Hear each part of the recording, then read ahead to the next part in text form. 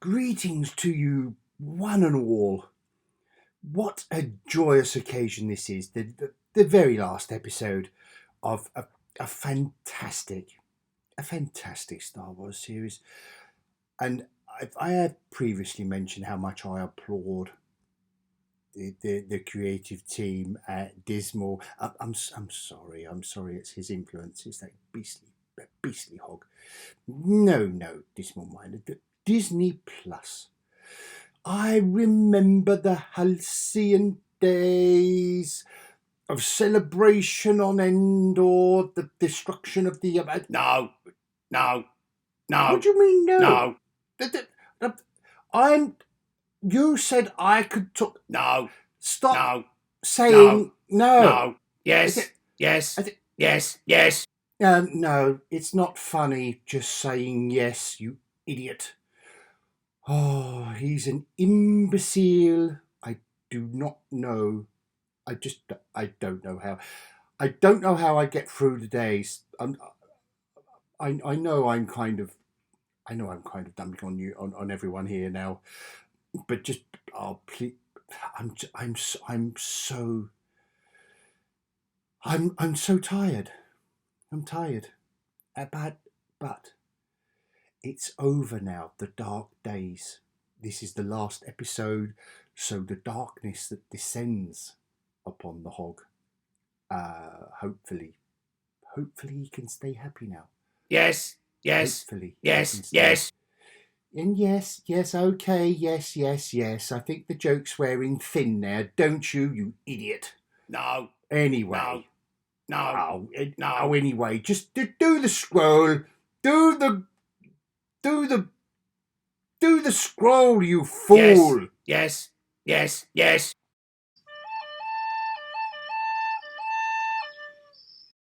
Bonjour. We get plenty of bang for our pew buck this week.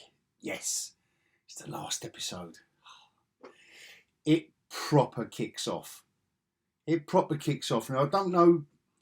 I don't know if you're like me, you can't really remember.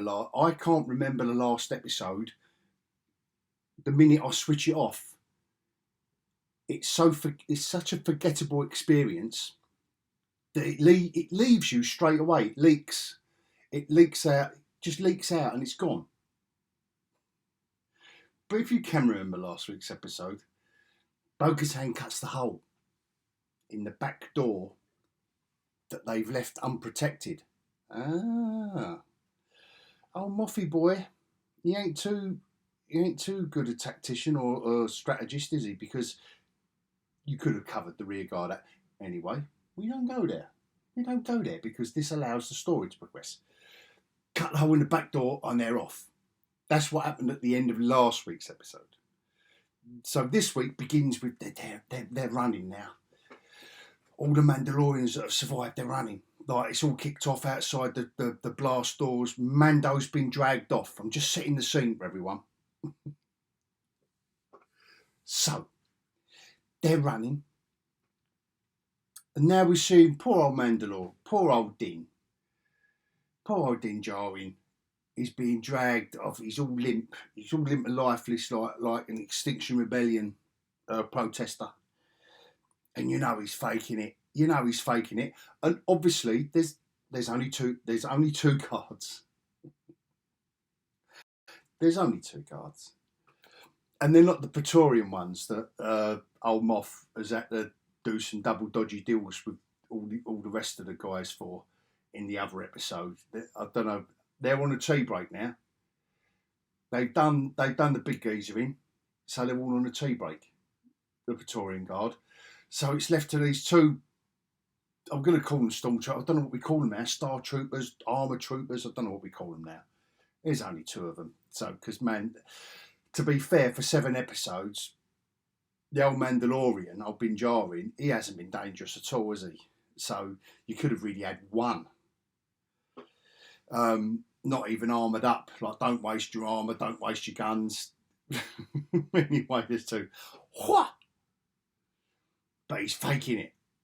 And now he's woke up. It's taken him 2 months It's taken him 8 episodes, but he's woke up and he's got knives and he's going, wow, and he's got kung fu. And he's got the moves, man. But not good enough because they've got all the Mandalorian weapons now, haven't they? They've got the armour. They've got the same as him. That's not going to get tedious, is it? Watching two sets of characters face off with the same weapons and the same armour, the same impregnable armour, that isn't going to be boring at all, is it? But I'm way ahead of myself. He's not doing very well. But he has woken up, and it was quite an impressive start. But no, gets the old rope thing comes out, and he's strangling him. But who saves the day? Yay! IG-12 / Grogu! Yay! Somehow, but I think because Grogu, again, he's woken up. Old Bin Djarin's woken up this episode, so has Grogu. I reckon he's used the Force to work his way through the cave system, the corridor system, to find exactly where Bin Djarin is.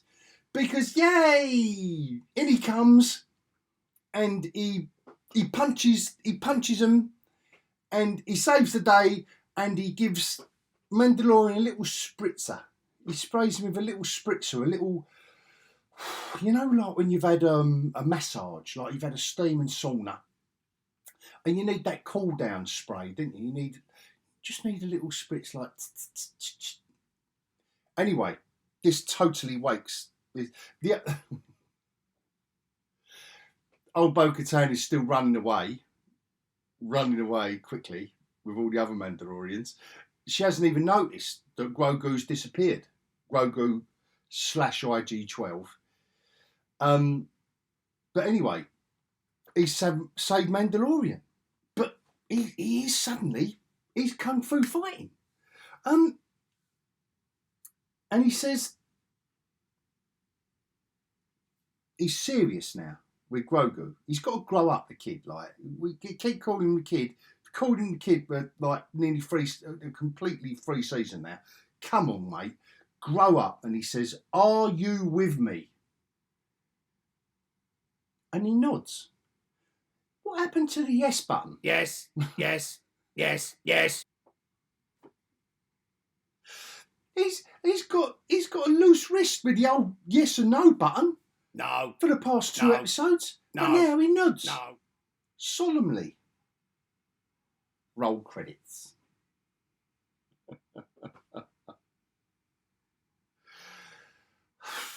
So Bo-Katan, as old Axe, he's gone up. He's up there like the Rocketeer, or like the old Flash Gordon, Buck Rogers. It really does remind me of that. There's nothing wrong with that. And all the fighters are launched. Right. Now we're back on the Death Star. I mean, Mandalore. And old Moff Gideon, he's looking at a map. He's looking at like an analogue map on the screen with a green dot and a red dot. Now, I don't know when. I might have missed something. But I don't know when he placed these little trackers on the map of his Mandalorian Death Star. But he's not tracking anything else. There's no one else moving around apart from a big green dot and a little red dot.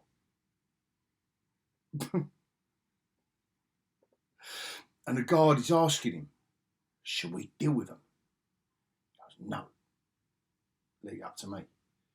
Because the Praetorian Guard, I mean, they're still on their tea break. So he's got to deal with it himself. I mean, I'd have a word with the Union, wouldn't you? Like, if they're still on their tea break and he's brought them halfway across the galaxy to do his bidding, like, come on, guys. I've got to deal with this. I've got to suit up. I've got to armour up and deal with this myself. Like, you know, just don't. And I want to know who's the green light is and who the red light is. Like, which one's which? It was just a little question I had. It's probably irrelevant. Probably irrelevant. And anyway, but now we're back to Mando, And do you remember the R5 robot from episode 2? The cowardly R5, the cowardly robot. Well, he gets back in touch with him. Apparently, they left him up on the surface after it all kicked off in episode 2. Yeah, see, you've got to be clever to keep up with this. I was going to swear then. I'm going to try and really, really, really keep this one clean. You've got to be clever to keep up with this. You've got to be quick. Anyway, he's kept in touch with R5, and he says, I need some help here. I need you to patch into the the Mandalorian, the system. He comes down. He's got his little jets. He doesn't even object. Like, I thought he might have had a little bit of a word. He might have had a little boop boop, boop boop. And Mandalorian has to say, well, come on, mate. No, I thought there might be a little, maybe they hit the cutting room floor, because this is quite a tightly edited episode. It's exciting. The R5 robot comes down, lands on the ledge, and has a little look over the ledge. I don't know why. Has a little look over the ledge. He lands on the ledge before he gets where he, because it's not urgent, is it? There's no urgency in anything. And he has a little look over the edge. Why is he looking over the edge? He hasn't got eyes, has he? But he's going boop boop over the edge. Oh, that's high. But he's just jetted down from 1,000 feet from the surface down to the Mandalorian the Moff's Death Star. The Moff Star. He's looking over the edge. But now he's against the wall. His little head's swivelling round. Because do you know what? Do you remember the real Death Star? When there was them little mouse robots, them little box things that didn't like Wookiees. That just went up to Wookiees and went... Well, there's one of them on patrol. So R5, he's got his back against the wall. It must be his back. I don't know what the droid terminology is. But he's got his back against the wall. And then he waits for the little mouse robot who's on patrol to go by. Goes... Dee. And then he looks round the corner to check that the mouse has gone by.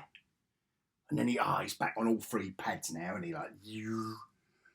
Over to the exact same little port that R2-D2 used. Oh, what was the name of the film? Anyway, it doesn't matter. I'll put it. I'll drop it in the edit if I'll have to do some research. I forget the name of the film where R2-D2 he patches into the entire. What was the name of the big massive round? Yeah, all right, everyone. Yes, it was the Death Star. Do you remember when R2-D2 just patched into all the Death Star's plans? Well, R5's doing the same thing for the Moff Star. And the old Mandalorian, he's got the old synchronised communications. And he says, yeah, send me, let me know where I am, let me know where I've got to go, and etc., etc. So, Grogu's making a noise, and he says, Mandalorian, so they have a little walk through the corridor. It ain't too bad, to be fair, on Dismal Winer standards. And he goes, I don't know what you're talking about. I don't speak binary. But why is Grogu... I thought he had a yes and a no button. But now he's got a button to make the IG-12 exoskeleton speak binary. Because Mando says, I don't speak binary. But I thought all he could do was go, eh, and yes, no, eh. But no, now he speaks binary. I don't know what he was trying to tell him. And so he's put his prong.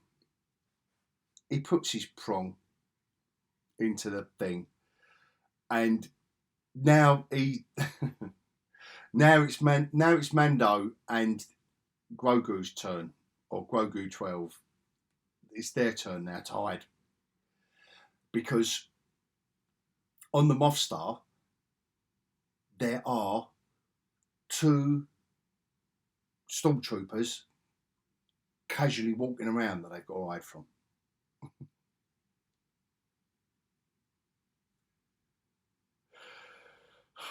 I don't know whether you call it a cloning problem or a staffing problem. When you're on high alert, you've just been attacked by Mandalorians, and you've got 2 stormtroopers just having a little wander about the corridor. But they have to hide from them. They have to hide. But it's all kicking off up there. It's all kicking off. And for the first time in this series, there is some real urgency. So Axe has reached, he's got above the clouds, all the little rain clouds, and he's gone, right, it's going a bit Pete Tong down there, guys. We've all got to, literally, we've got to get down there and help out. Let me get on board, all you lot, get in the drop ships and go. And he's actually saying, go, go, go. And there's the typical dismal miners characters going, but can't we have a little walk and talk? He's going, no, just get out and get on. It's the first time in so long that I felt some urgency in a character, that something is going on that they've got to tackle right now. Right now. Something has been building up to this. And I've got to admit, I was loving Axe for that. Come on, mate. Yes. Kick the butts, for God's sake, and make people move with urgency and momentum and go. It's like the whole series woke up halfway through the end of the last episode. Oh my God! But they all jumped. They're all jetting. They're all going. Yeah, all right. Whoa. Well, go on. Yeah, we're gonna go. And they're all running around and they're putting their jets on and they're going down to the drop ships. And all the drop ships go woo, through this big cloud. And as they're going woo, and they disappear, and you think, you're taking a bit of a breath. You're thinking, God, that was one of the most intense 90 seconds I've experienced in Star Wars for about 8 years. All the interceptors and bombers that old Moffy boy has launched, they all come through the same cloud about 2 seconds later. And as luck would have it, because they can't see through that little rain cloud, and they've got no sensors, they haven't switched the proper sensors on, I don't think, either side. It's caught each side out unawares, because all of those fighters miss. They can't, because they obviously can't see each other, otherwise they would have had a bit of a contretemps, wouldn't they, as they say in Austria. Because they all miss each other. They ignore each other. Maybe there's a little bit of that, like, I don't want to get into this. I've got a job to do, and they're all upwards. They're going, lads, we've got to destroy a fight. We don't want to get into this melee, do we, with these little fighters? We just want to destroy the bomber and go back home. We want to join the old Praetorian Guard on their tea break. They got cake and everything down there. So they all pass each other. They go, but at least, there is some urgency to this show. And one thing I will say, and I know I have said this throughout, is the CGI is good. It's properly good. It is really good. The fight scenes and the POV they do of one of Moff's fighter boys, you can see it out of his cockpit window as the Mandalorian ship's exploding. That's all really well done. It was. I can't fault this series for that. Damn. And you know I would if I could. But then we see all this point of view shot of one of the bombers or interceptors, whatever you call them, like one of Moff's lads, and you see all the explosions on the Mandalorian ship going la la la, and you see Axe in his chair going, oh. It just goes like that. No, what's happening? So all that, yeah, all the fighters, bombers, and yeah, and he goes, oh, as a bomb devastates the ship. We're back down on the Moff Star, and they're still sneaking around. Old Grogu 12 and Bin Djarin, and but now they've come to. This is where R5 comes in. Now he's got a. Do you remember the red? I thought they would just. It was the all the guards when old Moff Gideon was having a chat with the other holograms, and I thought they were just guarding the holograms. No, these troopers just standing there doing nothing with all the red columns. It's actually screens. I didn't notice that, but they're screens. So he's telling R5 because he must have seen. Oh, I'm not going to go there. Not going to go there because one screen has to fall down at a time so he can tackle each pair of guards. There's 3 pairs, and he has got no weapons, so he's got to go all tactical. And again, to be fair, it's a good fight scene. It is. We've waited 8 episodes to see Bin Djarin kick some arse, and he does. He kicks the 6 and he picks up weapons along the way. He's kicking them off ledges and he's picking up a weapon and he's getting it. It's right, and each screen's coming down. R5. But to add tension to the scene, the little mouse robot has discovered what R5's doing. The little mouse robot is on patrol again round one level, and R5 hasn't noticed him. And the little mouse robot comes around and what are you doing? And the R5 robot is like, nothing. But this is delaying R5, so a Mandalorian, he wants the next door down. He wants the next door, like the next thing. Like, oh my God, R5, what are you doing, mate? What are you doing? He's going, I can't talk at the moment. I can't talk at the moment. I've got a little mouse droid. And he's got his mates with him.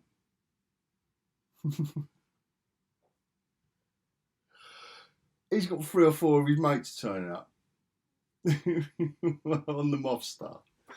These little mouse droids, I don't know what they do, but they're all like ramming into him a little bit, like into the R5 droids, and you're up to no good. Like this isn't right. And R5, I can't talk right now. Just I'm gonna have to put you on hold. And he has a little attachment, R5. He kind of electrically shocks the mouse, the mice, and they'll run away.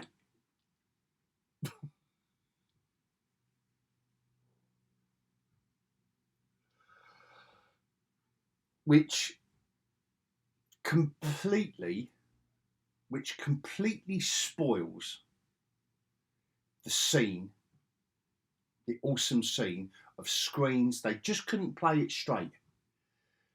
Just for 5 minutes, that intense action set piece of the screens going up and the Mandalorian or the stunt man playing the character with the other stuntmen, all in Beskar, shooting, fighting, cutting, stabbing, shields up. He's got a club at one point. He's got a club, and he's got a club from one of them. Then he gets a shield from another one. Now he's ready to do the last 2.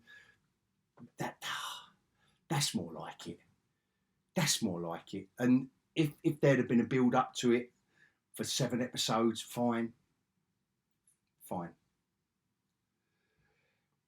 Anyway, so they get through the guards, and it isn't just an empty room like I thought with the hologram where he talks to his hologram mates.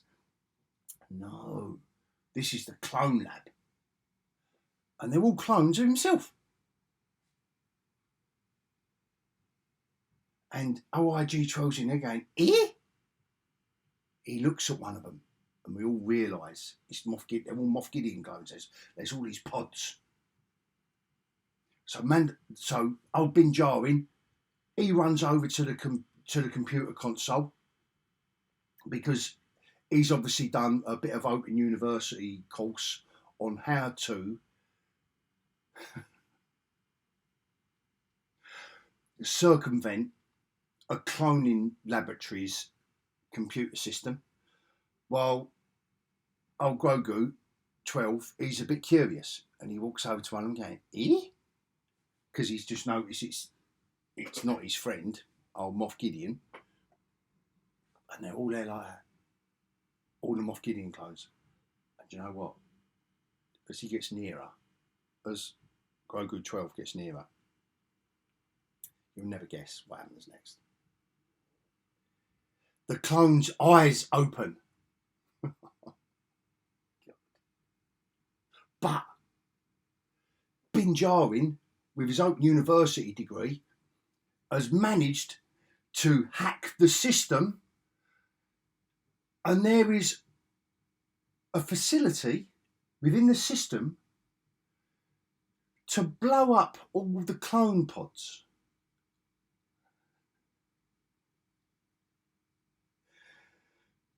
So he obviously presses the self-destruct button. Why you'd want such a facility in a cloning laboratory, I don't know. And I don't know how he knows that, but he's found it. He's found the self-destruct button. At least it wasn't like the big red mushroom button that old Doc Brown had in the other episode. Everyone freeze! But he's found it. He's tapping away. Old Grogu's going, eh! Because he's opened his eyes. I don't know what he was going to do. But whatever he was going to do wasn't quick enough, because Mandalorian blows them all up in a spectacular scene of water bursting, like a scene from the end of Titanic it was. Thought Celine Dion was going to chirp up as they run. But now, where's old Moff Gideon? Because he said earlier on in the episode, I'm going to deal with this myself. So this is where it gets creepy. But before it gets too creepy and too much tension gets built up, we go back to the little group that's escaped from the stormtroopers, the little team that's on the ground, Bo-Katan's team, and the landlubbers, the ones who've stayed on Mandalore all this time. He takes them to their garden. He takes them to their allotment. A little hiding place. He says, we can go there and hide while your reinforcements are coming down through the rain cloud, missing all of the other ships that are going up to destroy their big cruiser. While we're waiting for them, he's going to have a little walk around my garden and my allotment. And he explains how they've grown food. This is all natural. You know, he's a bit of a vegan, this guy, this Mandalorian. And he goes, yeah, we've grown all this stuff here, and it's all natural to Mandalore. We've not imported any of this from any other planet. And you see all the slivers of sunlight coming down, and it's all green amongst the grey of the rock and the purged planet, the poisoned. But they've found this, they've cultivated this oasis amongst, and the sunlight's coming down. And then we cut to the scene. The reinforcements arrive, and they're arriving through the rain cloud, the grey rain cloud that is obscuring all of the. Do you remember in one of the other episodes when they said you can't get no communications through this cloud, this barrier around the planet? like this ozone layer around the planet. But they've cultivated this little garden. They found a little sliver of sunlight through one of the clouds. Beautiful, beautiful scene. Just gives us a nice little pause to walk through the garden. So all the reinforcements arrive now through the rain clouds that have obviously got a little chink in, they've got a little hole in the rain clouds. But now we're back on the Moth Star. And IG-12, you know, is still sneaking around. There's no one else about now. They've all left. I don't know where they've all gone. They've probably all gone to defend the Moth Star against all the reinforcements arriving, which is a very well done scene. It's a very well done scene. Two groups of Beskar-clad people just attacking each other. The Darksaber, at least it's being put to use, and the Armourer's got a hammer going donk, donk. But this is the only thing, but I didn't think Beskar could be dented, but at least it will knock you out of action, won't it, when you get back. And she's really quick, like somehow she can really judge the distance between someone coming at her at speed and bonking them on the head with the. But back on, they're creeping around, but now Moff Gideon's turned up. But so is the Praetorian Guard. He's elaborating his plan, old Moffy boy. He's elaborating his plan. He's telling them all about as a good Bond villain would do. You elaborate your plan to let you give another exposition dump to them. Elaborate your plan because we can't put any of these pieces together. We've just seen the clone lab. They can't allude to what he's been doing. He has to tell us because we're stupid. We're a dismal minus audience and we're stupid.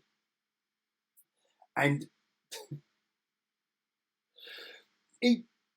as he's elaborating his plan and the Praetorian Guard come along to do, I'm surprised that Olmoff don't turn around and say, well, where have you been?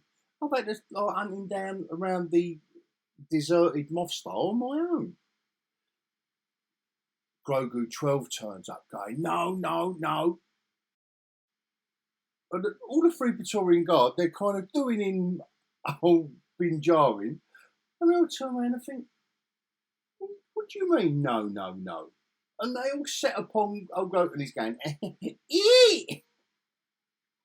I was thinking for a moment, I thought, they're going to do him. They're going to do him. Because they're just going to do him. They back him in a corner.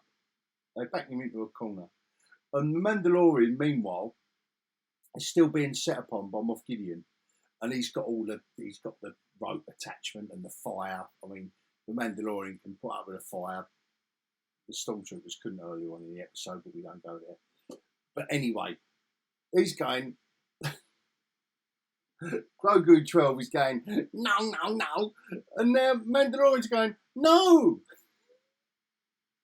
Oh, the script writing is sensational. Dialogue is on point, as it has been throughout the previous 7 episodes. Sensational stuff. Now the Praetorian Guard. You've got old Grogu 12 going, eh! You've got 3 Praetorian Guard. And fair enough. They just go, cut his legs off, cut his arms off. They go to stab him, but he goes, eh! And there's some girders. They're in a room for some reason. I don't know what the railings were. I don't know if this is where they all hang their suits up at night. They hang up all their Beskar armour. Looks like a bit of a round wardrobe kind of affair. And Grogu, it sounds like he's enjoying running away from 3 Praetorian Guards. This is how all the good stuff in this episode, all this good action set pieces, and all the good stuff that they haven't really built up to, but they should have done more effectively. Now we have got a little bag of sand with a plastic head going, running away from 3 Praetorian guards. So, but they've just nearly killed your mate. Like they've just nearly done in the Mandalorian. Nothing is so uneven. But he's backflipping around the game. Wee, ee, ha, ee, from the Praetorian Guard. And now we cut back to the big fight, and the Darksaber's getting put to good use, like I say, and the hammer's been in using. But now we're back to Grogu now, and he's got the Force, ain't it? So he's helping out Mandalorian, he's helping himself out, and they get away with it. That was good, wasn't it? Get away with it. And Axe is in the ship, crashing down to the Moff Star. And he's going, yeah, I'm aiming it for the Moff Star, so you all better clear out. But, oh my God, because Bo-Katan has just landed to help out Mandalorian. And it was a good scene of teamwork. Again, if this could have been built up, they've left it to the final half of the final episode. You know, unravel something, like reveal something in that last half of the last episode. But now they're all working as a team, which they haven't done before. I don't mind Bo-Katan coming down and saving Mando, and then Mando saves Grogu, Grogu saves the both of them, because now he's got the Force again, hasn't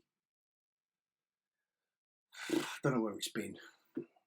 But the story demands that he needs to find the Force in this last half of the last episode. So he's helping them right out. The Mandalorian's big ship is in, Axe escapes. He can't even sacrifice himself, but you don't need to steer the ship, it's just falling out of the sky. And the ship is literally there, 10 foot away from the 3 of them. And Moff Gideon, and it explodes. This hundreds of thousands of tons of metal starship is landing not 3 meters away from them, of this ledge. And the fire goes to the explosion. Oh yeah, here we go. And I thought, oh no, they're all going to have to sacrifice themselves, and they're all going to build statues to Grogu 12 and Bo-Katan and Din Djarin. They're all going to build statues on Navarro for these heroes. No, because Grogu has gone full Moses, and he's parting the fire. The fire's going from the explosion. But not only has he parted the fire, but somehow he saved the ledge that they're on from the massive, massive explosion that the spaceship has caused landing.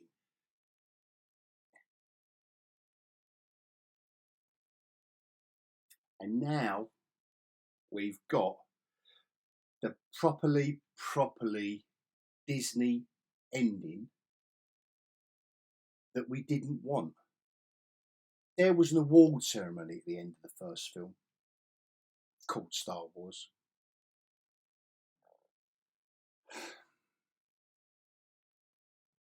And this is like the I've run out of energy to do this review. They run out of energy to write anything. Well, we've got the kid from the first episode. I know you could say they're bookends, but they've put him in water again. They're baptising him again in the waters of Mandalore. It's all happy days. It does feel like an ending, though. I will say that. It feels like an ending. So it's ended in a big explosion that Grogu has saved them from. Right, cool. No one has died. All the same old faces are back. There's been one sacrifice to Big Geezer last week. End of. That's it. If that was going to be the only one, that could have been really left to the last episode. I don't know why they kind of shot their bolt an episode early, because that was an ultimate sacrifice that was lacking in this episode. Really, they vanquished the villain. All right. But it cost nothing. It cost nothing. They killed the Praetorian Guard. They killed him. It's cost them nothing. It cost them 1 death last week. And a couple of other also ran Mandalorians because we don't recognise any of them, do we? So the kid's back in he's the son of someone, isn't he? Some Hollywood, some talk show celebrity. But he's not taking his helmet off, which is good because this is the way. And they're baptising him in the waters again. And he must have wrinkly little legs. They're always lobbing him in the water. And they've got all the chanting and the. Now they're talking all nonsense, and now Bin Djarin's come along and said, "No, put Grogu in the water as well." And the armourer's going, "No, can't do that. We don't know who his parents are." And he goes, "Well, I'm his parent. I'm going to adopt him." "Oh, that's all right then. This is the way." And then we see the eye again from the Mythosaur. Oh, can't wait for series 4 to find out about the Mythosaur. Let it be written in song that Grogu is adopted by Din Djarin. And now his name is Din Grogu. What happened to his knighthood? What happened to his knighthood from Jack Black and Lizzo? This should be Sir. This should be, or Lord Din Grogu. Ah, she's forgotten all about that, the armourer. Yeah, there's going to have to. And she says, "You must take him on his journeys." Oh, God. It is so Disney. No one is dead, and they're all going, "For Mandalore, cheer, hurrah!" They're clapping their Beskar wrists. Oh, he goes back to the beach planet, has a chat with the guy who went to see the requisitions department. I don't know what's happened to short back and sides. You don't go back to her. she's the series 4. She's going to be requisitions manager, I reckon. We go back to the beach planet with the old X-wing squadron on it. They're still chilling out, doing nothing. Still doing not a thing. And he's thanking Mandalorian. He's going, the guy we saw before went to the requisition. He's going, "Oh, thanks for that. It's saved us a job. We'd have to put fuel in the X-wings and all that, and have to do a bit of flying, and we're all right here in the bar." He ain't left the bar, the bloke. He's still in that bar. Then he goes to Navarro with Grogu, old Bin Djarin and Bin Grogu. Goes to see old Creed. And guess what? In the amount of time it took to take back Mandalore, and that they've built an IG-11 Marshall for Navarro. There's no one in the galaxy. There's no humanoid that wanted the job. They've got to build a robot. I mean, how bad is that? How desperate have you got to be to build an old assassin droid? I wouldn't trust it. Would you trust an assassin droid to be marshal of your town? And then we go to the ultimate shot. So Creed tells Bin Djarin that he can have a little house on the prairie.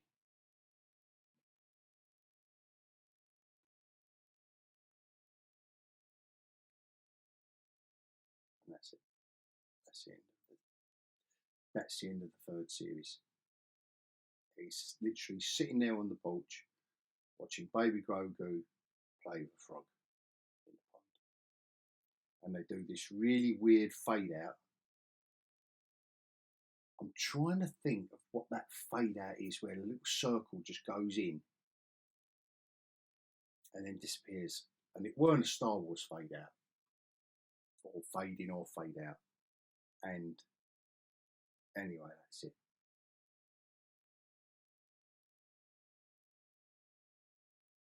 You be the judge.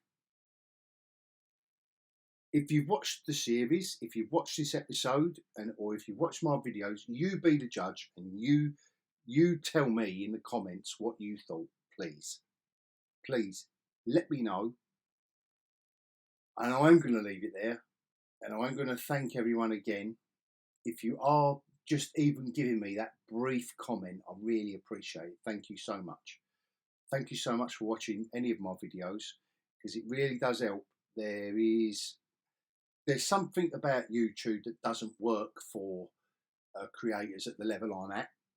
So I think comments, likes, particularly subscribes if you're really mental, for more content from me, it really does help, because it's like you're raging against the machine, because YouTube just somehow doesn't want to promote you, wants to keep the big boys alive. So thank you so much for that, and please and keep it going. I appreciate every single like and comment. I really do. And on that note, I will bid everyone adios. No, no, no, no. Yes, yes, yes, yes.